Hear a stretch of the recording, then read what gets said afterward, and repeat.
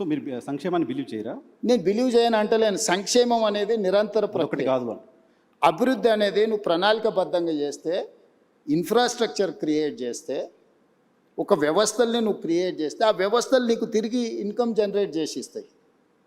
ఆ వ్యవస్థ అనే దానికి పరిమితంగా చేయడం వల్ల పరిమితమైన ఇన్కమ్ కానీ పరిమితమైన ప్రణాళిక కానీ, ఆ పరిమితమైన ప్రణాళికను నెక్స్ట్ వచ్చిన ప్రభుత్వం కొనసాగిస్తుందా లేదా అంటే మనం చెప్పలేం. రాజకీయాలలో ఉన్న రకరకాల మనం చూస్తున్నాం. పక్క రాష్ట్రంలో కూడా కొన్ని ఉదాహరణలు చూసినాం. మన దగ్గర కూడా కొన్ని ప్రణాళికలు కాంగ్రెస్ అధికారంలో ఉన్నప్పుడు ఐటీఐఆర్ కారిడార్ ఇచ్చిండ్రు. తర్వాత వచ్చిన ప్రభుత్వం దాన్ని రద్దు చేసి, ఐటీఐఆర్ కారిడార్లో ప్రత్యక్షంగా కొన్ని లక్షల ఉద్యోగాలు, పరోక్షంగా 1 కోటి మంది పైగా జీవనాధారం దొరికి ఒక ప్రణాళిక. ఆ ప్రణాళికను వచ్చిన ప్రభుత్వం కొనసాగించలేదు. ఇట్లాంటివి చాలా ఉదాహరణలు ఉన్నాయి. అందుకోసం ప్రభుత్వాలు శాఖ వారీగా చేస్తారు.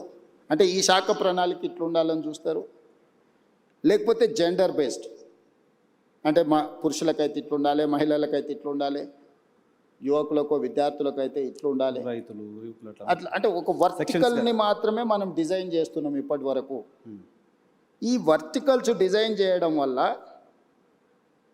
ఒక పూర్తి స్థాయి ప్రణాళిక అభివృద్ధి అనేది మనం చేయలేకపోతున్నాం. ఉదాహరణ, మనకు సెల్ఫ్ హెల్ప్ గ్రూపులు ఉన్నాయి, స్వయం సహాయక సంఘాలు, మహిళా సంఘాలకు వాళ్ళకి సంబంధించిన బ్యాంకులో రుణాలు ఇచ్చి వాళ్ళని ఆర్థికంగా నిలబెట్టాలని ఒక ఆలోచన చేస్తారు. అంతవరకు అది కరెక్టే.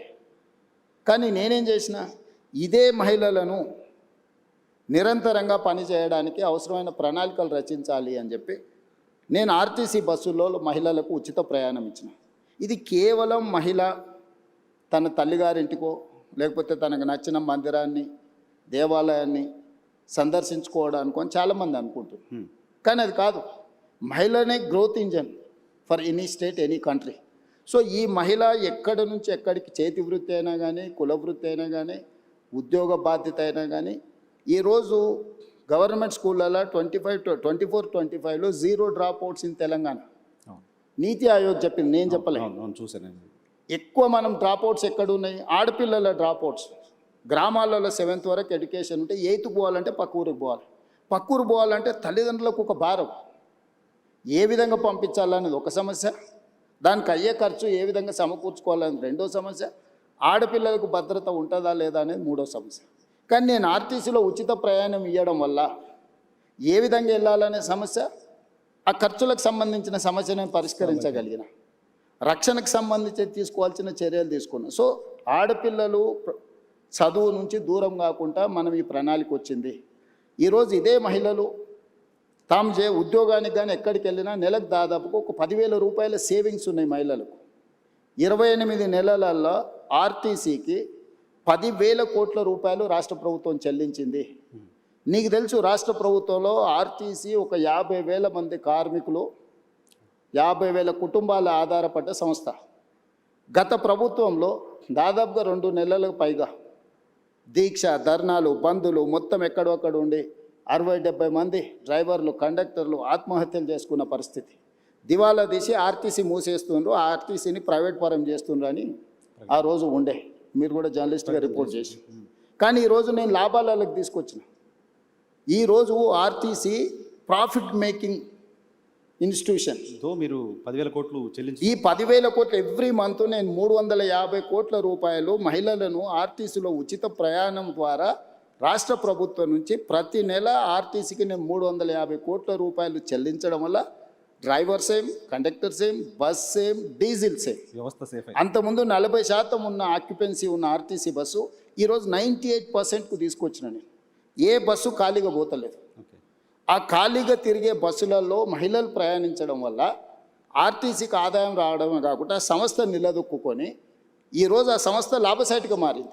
సో మీరు పర్సన్ సెంట్రిక్ డెవలప్మెంట్ గురించి మాట్లాడుతున్నారు. పర్సన్స్ అంతా సెక్షన్స్గా డెవలప్ అవుతే స్టేట్ డెవలప్ అవుతుంది విజన్. నేను ఇంక్లూజివ్నెస్ గురించి చెప్తున్నా. అంటే ఇప్పుడు మనం ఇచ్చేది నీకు లాభము, ఇది ఇచ్చినావు, నువ్వు జేబులో వేసుకుంటే అది నీ దగ్గర అయిపోతుంది. కానీ ఒక సంస్థ మహిళలకు ఉచిత ప్రయాణం ఇచ్చినప్పుడు మహిళ వ్యాపారం చేసుకోగలుగుతుంది, చదువుకోగలుగుతుంది, సెల్ఫ్ హెల్ప్ గ్రూప్స్లలో తిరగలుగుతుంది, ఉద్యోగానికి వెళ్ళగలుగుతుంది.